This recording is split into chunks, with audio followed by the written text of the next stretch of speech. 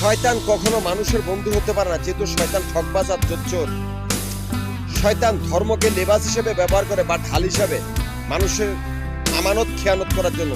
যেহেতু শয়তান প্রতারকদের সাথে সম্পর্ক, শয়তান ধর্ম ব্যবসায়ী, ভণ্ড প্রতারক বা নিকৃষ্টতম ডাকাত দল বা নিকৃষ্টতম হাইজাকার, এরা অনুগত বিয়াদব। এই শয়তান যে বাড়িতে থাকে সেই বাড়িটাও তার নিজের নয়, অন্যের বাড়ি। শয়তান সেই বাড়ি থেকে অন্যের জন্য ফাঁদ পাতে, অথচ সেই নিজেই অবৈধ বাড়ির ভিতরে ফাঁদে পড়ে যায়। যেহেতু শয়তান বেঈমান, শয়তান ধর্ম ব্যবসায়ী। আমাদের কোনো ধর্ম নেই বা আমরা কোনো ধর্মের অনুযায়ী না, আমরা প্রতীক। আপনার বাড়ির চাকর বাকরদের কখনো বিশ্বাস করবেন না, যেহেতু ওরা বিশ্বস্ত নয়। এই চাকর বাকরগুলোর সাথে ডাকাত দলদের সাথে সম্পর্ক। আবার চাকর বাকরগুলো নিজেরাই হাইজ্যাকার বা অজ্ঞান পার্টি বা মলম পার্টি।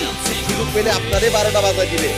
আপনি শুয়ে দেখবেন ঘরেতে, উঠে দেখবেন যে ঘুমের থেকে উঠে দেখবেন আপনি হাসপাতালে নয়তো রাস্তাঘাটে পড়ে রয়েছেন, আর আপনার ঘর বাড়ি সব লুটপাট করে লয়ে গেছে, নয়তো আপনার ঘর বাড়ি দখল করে গেছে। এটাই বাস্তব সময়কাল। আমি আমার কামানোর টাকার জন্য কথা বলি, এছাড়া আর কিচ্ছু না।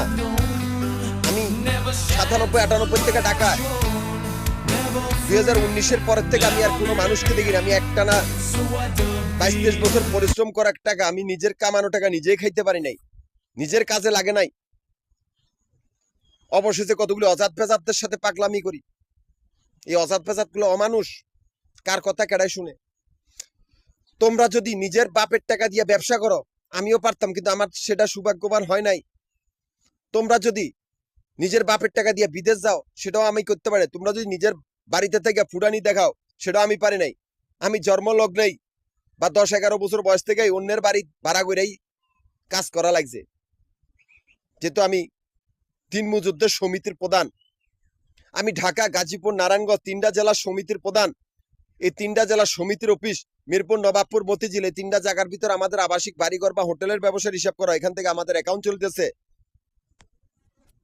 অথচ সেই মাফিয়া গ্রুপে সেই বান্দির পুতগুলা, যারা আন্দি বান্দির গোপোলা পান, এই কুকুরগুলাই আমাদের সমিতির অফিসিয়াল কর্মচারী বা কাগজপত্রগুলা চুরি করে আমাদের সমিতির সদস্যগুলারে খুন করিয়া এমন একটা পরিস্থিতি করছে যাতে আমি না যাই। কি হবে? সেই জায়গাগুলোর ভিতরে আমরা আমানত দিয়ে রেখছি।